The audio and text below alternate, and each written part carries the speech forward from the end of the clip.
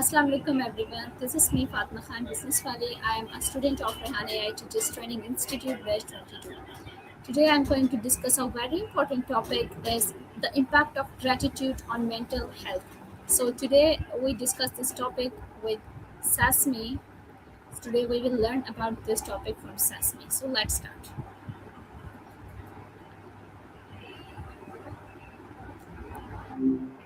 Hey, how's your Monday going so far? How are you, Maya? I'm doing great. Thanks for asking. Just hanging out and ready to chat. What's on your mind today? Okay, so today I want to learn about the topic is the impact of gratitude on mental health from you. I'm down for that. It's a pretty powerful shift when you actually get it working. Where do you want to start? The science of how it changes the brain? Or Okay, so are you maybe ready? some practical. Ready when you are. Go for it. Yeah, I'm ready. So, my first question is this: what does gratitude mean to you? To me, gratitude is more than just saying thanks when someone does something nice. It's more like a conscious choice to notice the good stuff that's already there, even the tiny, boring things. It's that feeling of actually appreciating the present moment instead of always chasing the next thing. What about you? How do you define it? Yeah, you're right. Same here. So, why is gratitude important for mental health? Basically, it rewires how you see the world. When you focus on what's going well, it pulls you out of that negative loop where your brain only notices problems or things you're missing.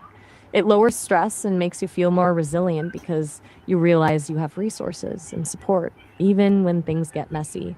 It's like a natural buffer against anxiety. Okay, how can practicing gratitude improve happiness? It stops the hedonic treadmill, that thing where you get something new, feel happy for a second, and then immediately start wanting the next thing. By focusing on what you already have, you actually start feeling satisfied with it. It shifts your baseline from I'll be happy when to I'm happy because. And that's a huge difference for your overall mood. Okay, so what are simple ways to practice gratitude daily? There are a few easy ones. A gratitude journal is the classic, just jotting down 3 specific things from your day. Or you can try gratitude stacking, where you pick a habit you already have, like brushing your teeth, and use that time to think of one thing you're thankful for. Even just sending a quick thinking of you text to someone can do the trick. Do any of those sound like something you'd actually stick to? No. How does gratitude help reduce stress and anxiety? It basically forces your brain to switch gears. Anxiety usually lives in the future, worrying about what might go wrong, while gratitude anchors you in the present. When you focus on something you're grateful for, it lowers your cortisol levels and calms your nervous system. Can't really be in a state of deep gratitude and intense panic at the exact same time. They just don't fit together. Okay, can gratitude improve self confidence and self esteem? Yeah, it does, but in a subtle way. Usually, low self esteem comes from a loud inner critic that only lists your flaws. Gratitude shifts that focus. When you start appreciating your own small wins or the positive qualities others see in you, you stop defining yourself by your gaps. It helps you realize you actually bring value to the table, which naturally builds that confidence. Okay, how does gratitude affect emotional well being? It creates a lot more emotional stability. Instead of your mood being a roller coaster based on whatever goes wrong in your day, gratitude gives you a steady center. It makes the peaks feel higher because you're actually noticing them, and the valleys feel less steep because you can still find something small to hold on to. It basically just makes you more emotionally resilient. Why do grateful people often feel more positive about life? It's because they've trained their brain to scan like for the wins instead of the losses.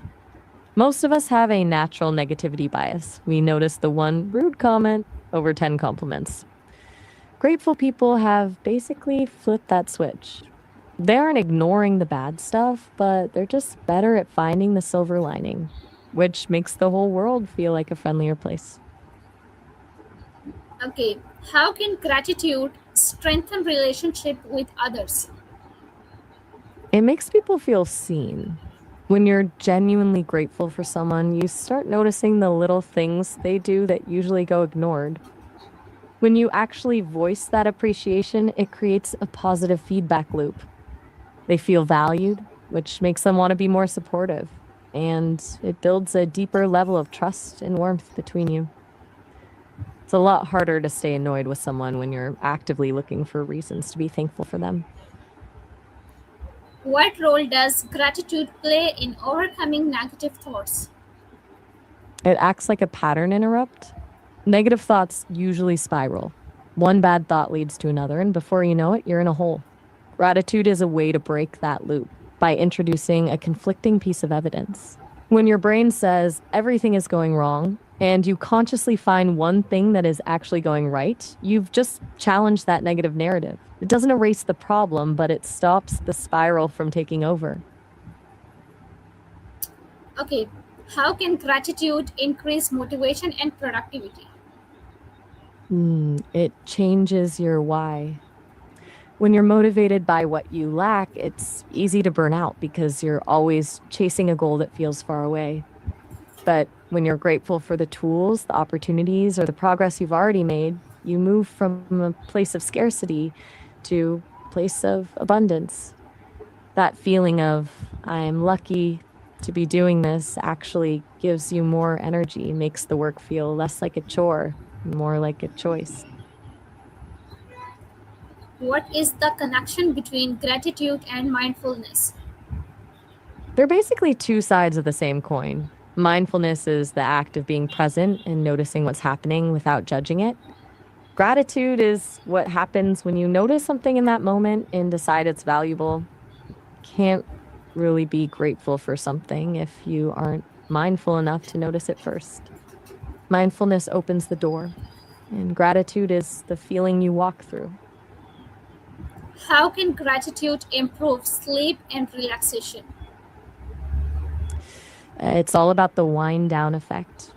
Most people spend the hour before bed scrolling through their phones or worrying about tomorrow's to do lists, which keeps the brain wired. If you spend that time reflecting on things you're grateful for, it signals to your brain that you're safe and content.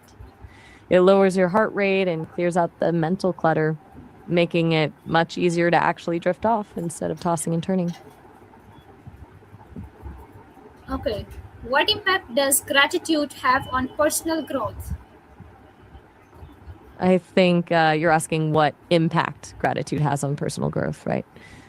It I'm basically saying, keeps you from getting. what impact does gratitude have on personal growth? Mm-mm. It keeps you from getting stuck in a victim mindset. Instead of focusing on why things are unfair or what you're missing, gratitude pushes you to look at what you have and how you can use it to move forward. It turns failures into lessons because you start being grateful for the experience and the growth it forced on you, rather than just feeling defeated. It basically transforms your perspective from, why is this happening to me, to, what can I learn from this? Okay, how can gratitude improve family relationship? It cuts through the noise of the taken for granted phase. In families, it's so easy to stop noticing the small things, like someone making coffee or handling a chore because it's just expected. When you start explicitly noticing and thanking family members for those things, it lowers the tension. It shifts the dynamic from keeping a tally of who did more to focusing on how you're supporting each other, which makes the whole house feel a lot warmer. Okay, so my last question, how can gratitude create a happier and healthier life? It basically acts as a foundation for everything else. When you're grateful, you're less stressed, your relationships are stronger, and you're more resilient when things go sideways. That combination reduces the physical toll of stress on your body and keeps your mind in a better place. It's not about pretending life is perfect. It's about choosing to focus on the parts that are, which eventually makes the overall quality of your life feel much higher.